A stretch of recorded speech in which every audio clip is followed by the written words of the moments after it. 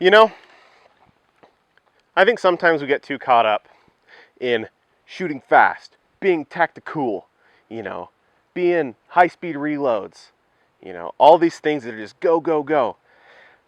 Sometimes we got to take it slow.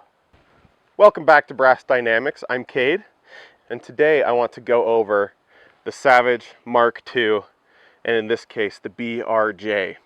I'm going to be going over what it is, why I have it, and why I love it. Audience, meet Mark II. Mark II, meet the audience. Now that you two have gotten to know each other a little bit, let me break the ice by explaining to you what this gun is. We're clear and unsafe, just for all you at home. So, the Savage Mark II is a .22 long rifle. It has a very nice trigger. I think it's adjustable, and I think this one's set to about 2.5 pounds. I have a bipod on it that makes it great for shooting prone. Adds a little bit of weight, but for a gun like this, it really doesn't matter too much. Just kind of a standard, I don't even know what brand this is, just a sling. The glass I have on top is a Nikon Pro Staff 22 rimfire optic. It's a 3x9, and it was actually, I don't think they make it anymore, but it's actually designed for, the reticle is designed to be used for 22 long rifle.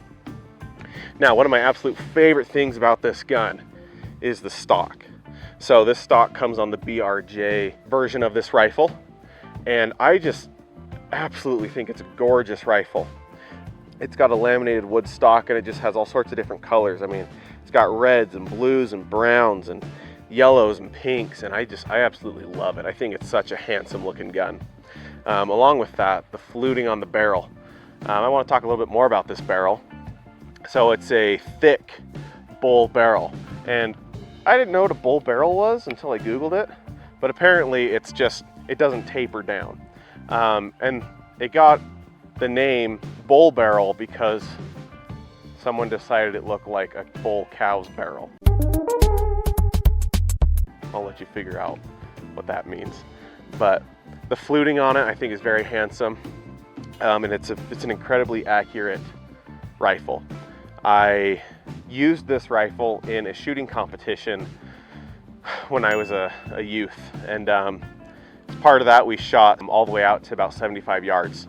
And I tell you what, this rifle with the right ammunition is an absolute tack driver. I think this rifle comes in without the optic and sling and bipod right around 7 pounds, but with all this extra jazz on it, I think I'm closer to 9. So what I want to do now is demonstrate how accurate this gun is. I'm going to shoot 5 shots at a couple various yards. I don't have my rangefinder with me, so we're just going to go by approximate distances. We'll do 25, 50, 75, and 100. We'll do 5 shots, see what the group is, and then I'll shoot a little bit of a reactive target after that.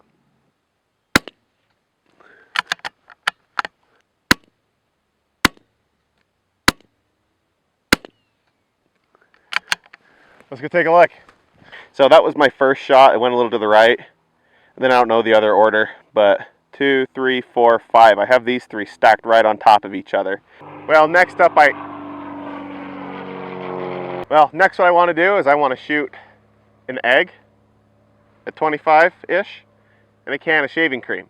So I'll set those up. I'll go back and see if we can make it happen. All right, here goes the shaving cream can and the egg. Start with that shaving cream can. I'll miss that. There it is. And now for the egg. Oh yeah, baby. Let's go look at the damage. Oh man, I wish you could have seen what I saw through the scope, because that egg freaking just blew up. That was awesome. Oh, there's egg on my target. Got shaving cream everywhere. I call that a success. I think well, let's see, where did it hit? There's the entrance, and there's the exit. The humble 22 long rifle eviscerated the shaving cream can. And if I knew where the egg was, I'd pick it up and show it to you. But, oh, there it is. Just a little bit left on the tip of that can. Let's reset. I'll take it out to maybe 50 yards and we'll do the same thing again.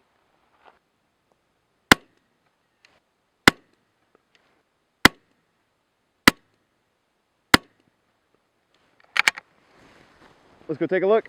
I don't really know what ammo I'm using. I've been in this bad habit of, I have that sour cream container that I kind of just, when I buy ammo, I just dump it all in there. So I know when I was shooting competition with this gun, I found ammo that grouped tighter. So I know that this gun really likes certain kinds of ammo.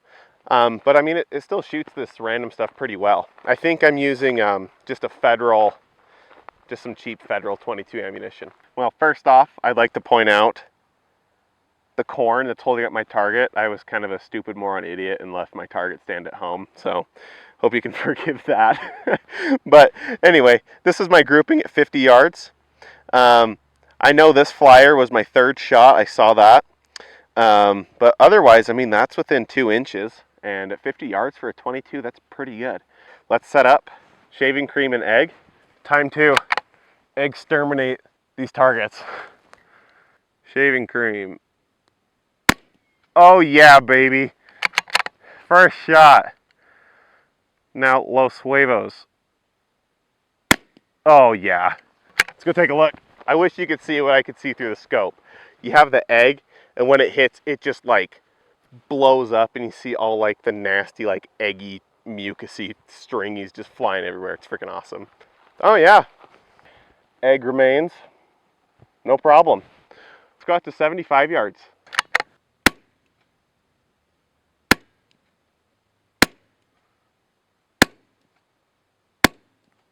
Let's go check it out. Well, here's the result at 75 yards. That is my shot where they landed, and that's what I was aiming at. So, I mean, in all reality, that's a pretty good group for 75 yards with just random ammo out of a 22. Take a shot again at the egg and shaving cream. Oh yeah. Well, I hit it, but the egg fell off the stand, so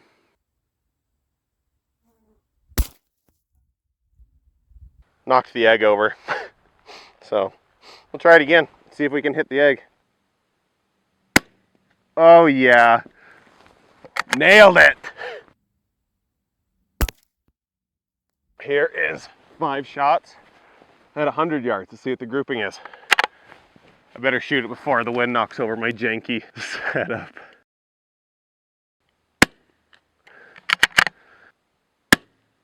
Oh no, my target fell over.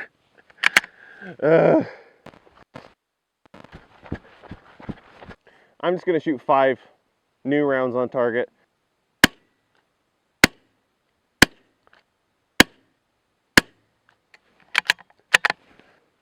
While I'm here, I'm just gonna shoot that shaving cream and egg. Shaving cream, more like shaving cremated. Oh yeah, smoked it. Egg, excellent shot. Let's go look at the carnage. State-of-the-art reactive targets. Shaving cream, same story. It went flying a little bit, left a little carnage. It's pretty awesome. This is a murder scene. We got evidence everywhere. Humpty Dumpty fell down, and I don't think I can put them back together again. That right there was my point of aim. As you can see, they're from here to there, so it's about 3.5 inch group, 3.5 inches tall by maybe 2 inches wide, which at 100 yards, that's pretty freaking good for a 22. So that was my point of aim. But at 100 yards, you really still can get, like you can get some really good practice with the 22. Feels good. I mean, it's super fun. Shooting a 22 at like these mid ranges, I mean, it's low recoil, it doesn't kick. Like, ammo's so cheap, it's almost like with a 22, you kind of just scale down everything. You scale down the round, you scale down the recoil, you scale down the distance, and you can still have a blast shooting it what feels like long range with this 22. That's enough to get some really good practice on. Get your fundamentals down, you get your breathing down, your heart rate down, your trigger pull down. You know, it's not a very big gun, it's not a very cool gun to shoot, but I mean, bang for your buck, you can't go wrong with a 22. Out of a good gun, it can be an amazing training and practice asset for you. It's really important to see what ammo your gun likes. 22s can be a little bit finicky. They really have strong preference in ammunition, and that's just kind of the general consensus with 22s. You gotta feed them the right ammo if you're looking to be accurate. I think when I was shooting competition, I used a Gila, and that stuff, I mean, it was a Tack driver out of that gun.